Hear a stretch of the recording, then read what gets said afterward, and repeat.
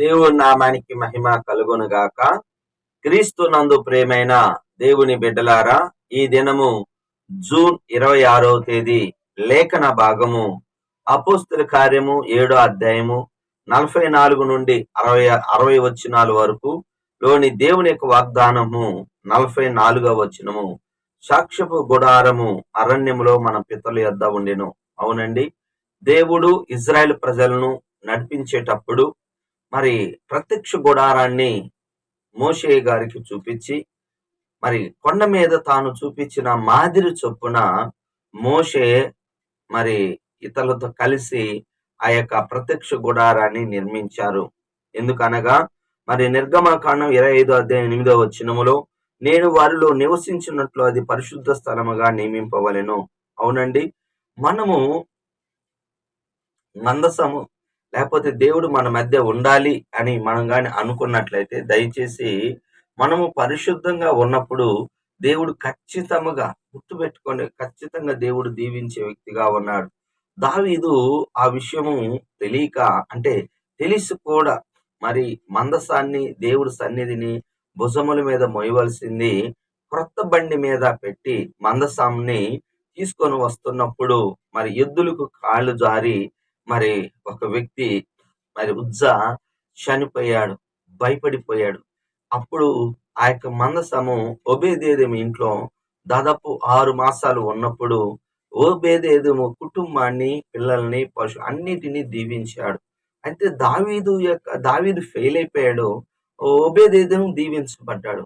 అంటే దేవుడి సన్నిధి మందసము మరి ఒకరేమో మరి దానికి పరిశుద్ధపరచుకొని మందిరం మన దగ్గర ఉంది, జాగ్రత్తగా ఉండాలని కుటుంబ సభ్యులందరూ మందసములో ఉన్న పరలోకపు మన్నా, 10 ఆజ్ఞలు, అహరోను చిగురించు కర్ర అధికారానికి, వాక్యానికి, అలాగని ఆయన పోషకుడని మరి నమ్మి ఓబేదేదెము కుటుంబం ఏమో దీవించబడింది.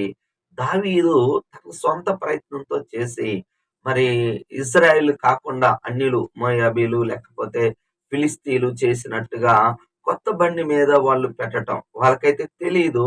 దావీదుకి తెలిసి కూడా ఆ విధంగా చేసి అతడు మరి మందసాన్ని మరి జారిపోతున్నప్పుడు పట్టుకున్న వ్యక్తి చనిపోయాడు. ఒక చోట మరణం, మరొక చోట ఆశీర్వాదం. కనుక దయచేసి మందసము ఉండటం అనగా దేవుడి సన్నిధి ఎప్పుడు ఉంటదంటే మనలో పరిశుద్ధత, అంటే మన పాపాలను ఒప్పుకొని పవిత్రపరచుకున్నప్పుడు దేవుడు మనలో ఉంటాడు. కొత్తగా ఒక ఇల్లు మన అద్దెకు తీసుకున్నామంటే శుభ్రం చేసుకుంటాం. దేవుడు ఉండాలి అంటే మానవులుగా అపవిత్రమైన, బాగా గమనించండి, చెత్త చెదారము లేకపోతే దుమ్ము ధూళితో లేకపోతే పలు రకాల అపవిత్రతో మరి ఇల్లు ఉన్నప్పుడు దాన్ని మనం శుభ్రం చేసుకుంటాం. అలాగనే మనం ఎప్పుడైతే పవిత్రపరచుకుంటామో, మనం పవిత్రపరచుకుంటామో, ఆయన మన మధ్య ఉంటాడు, మనల్ని ఆశీర్వదిస్తాడు. ఒప్పుకోవలసిన పాపాన్ని చూస్తే మీ పితరుల వలె ఎల్లప్పుడూ పరిశుద్ధాత్మను ఎదిరించుతున్నారు. అవును, వాక్యమును హృదయమునకు మరి చెవులకు లోబర్చని వారులారా, ముష్కర్లారా, మూర్ఖులారా అని మరి స్టెఫెన్ గారు తెలియచేస్తున్నాడు. అంటే వాక్యానికి చెవివరు. మరి బాప్తిస్మిచ్చి యోహాను పాప క్షమాపణ నిమిత్తం మీ పాపాలు ఒప్పుకోండి మరి ఒక చోట రాయబడింది మత్తయి సువార్త 23:30, సర్ప సంతానమా, నరక శిక్షను మీరు ఎలా తప్పించుకుంటారు? అందరూ మరి సుంకర్లు, పాపులు, వేశ్యలు, పలు రకాల వాళ్ళు, అన్ని జాతులు అడిగిన వారు, మరి చీకటి సంబంధులందరూ వచ్చి నమ్మి బాప్తిస్మం తీసుకుంటే దేవుడు సంకల్పాన్ని వాళ్ళు చేస్తుంటే వీరు మాత్రం పరిసయ్యులు, శాస్త్రులు చూస్తూనే, సద్దుకీయులు చూస్తూనే ఉన్నారు. యేసు అద్భుతాలు చూస్తున్నారు, ఆయన ప్రసంగాలు వింటారు, వర్తమానాలు వింటున్నారు, ఆయన వాళ్ళ మరి గృహాల మధ్యనే వారి యొక్క సమాజ మందిరాల్లో కూడా బోధిస్తున్నారు. కానీ వారు మాత్రం యేసు ప్రభువుని దేవుడుగా అంగీకరించలేరు. కారణం ఏంటంటే వాళ్ళ హృదయము మొండితనం, కఠినమైన హృదయాన్ని పెట్టుకున్నారు.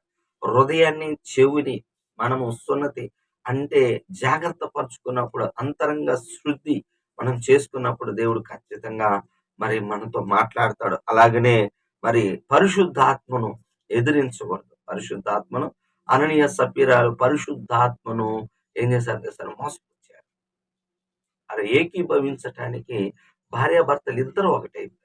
అందుకే వారి మీదకి దేవుని యొక్క ఉగ్రత వచ్చింది, వారు మరణించారు. చివరిగా 55వ వచనము మరి స్టెఫెను గారు ఈ విధంగా వాక్యాన్ని చెబుతున్నప్పుడు మరి వాళ్ళు మండిపడిపోయారు. కోపంతో నిండుకున్నారు. మరి యేసు దేవుడు అంటావా అన్నట్లుగా, యెహోవా దేవుడు కాదా? మోషే ధర్మశాస్త్రం ఏమైంది? ఇలాగ వాళ్ళు మండిపడిపోయారు. కోపంతో నిండిపోయారు. కానీ స్టెఫెను గారు అట్టి సమయంలో కూడా ఆత్మతో నింపబడి, తండ్రి వీరేం చేసి ఉన్నారు? మరి వీరి మీద నా పాపాన్ని మోపగా నన్ను ఏ విధంగా చేస్తున్నారు? పాపము మోపవద్దని చెప్పి మరి పరిశుద్ధాత్మతో నిండుకొన్నాడే. ఆకాశము తెరవబడి దేవుడు మహిమ చూస్తూ మరి యేసు ప్రభువు తండ్రి కుడి పార్శ్వమున నిలబడి ఉన్నట్టు చూశాడు. ఆ మహిమలో మరి కుమారుడు కుడి పార్శ్వమున ఉన్నాడు. గుర్తుపెట్టుకోండి. అంటే ఎటువంటి పరిస్థితులు ఆత్మ నిండినప్పుడు ప్రవచనములే కాదు, మరి శ్రమను కూడా తట్టుకునే శక్తి, ఆ రాళ్లతో కొడుతున్నప్పుడు వాళ్ళు ఆయన తట్టుకొని నిలబడ్డా అంటే అది ఆత్మ చేత జరిగిందే గాని మామూలుగా జరగలేదు. కనుక దయచేసి అన్ని పరిస్థితులు ఆత్మ నిండుదల కలిగి ఉంటే మనకి జ్ఞానవాక్యమును దేవుడు అనుగ్రహిస్తాడు. ఇతరులు ఎదింపలేని శక్తిని కూడా మనకు అనుగ్రహిస్తాడు.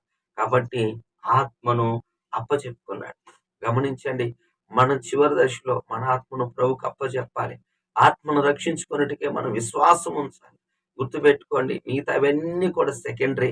ఫస్ట్ నా నీతి, నా రాజ్యాన్ని వెతకమన్నాడు. ఆయన వాక్యానికి లోబడి ఆ దైవ రాజ్యమునకు మనందరం వారసులమైనట్లుగా దేవుడు కృప అనుగ్రహించును గాక. ప్రార్థన చేసుకుందాం.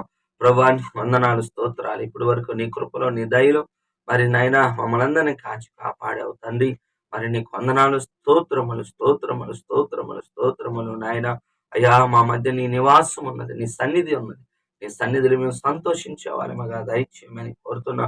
అయ్యా, ఎదురించుక, ఆత్మను ఎదురించుక ప్రభా, ఆజ్ఞకు లోబడుతూ ఆత్మతో నిండుకొని వారి ముందుకెళ్ళే కృప అనుగ్రహించమని, మహిమ తెచ్చుకోమని యేసు నామములో ప్రార్థిస్తున్నాం. ఆమేన్. తండ్రి యొక్క ప్రేమ, కుమారుని యొక్క కృప, పరిశుద్ధాత్మ దీవెన సదాకాలం మనందరి తోడుగా ఉండును గాక. ఆమేన్. దేవుడు మిమ్మల్ని దీవించును గాక. ఆమేన్. హల్లెలూయా.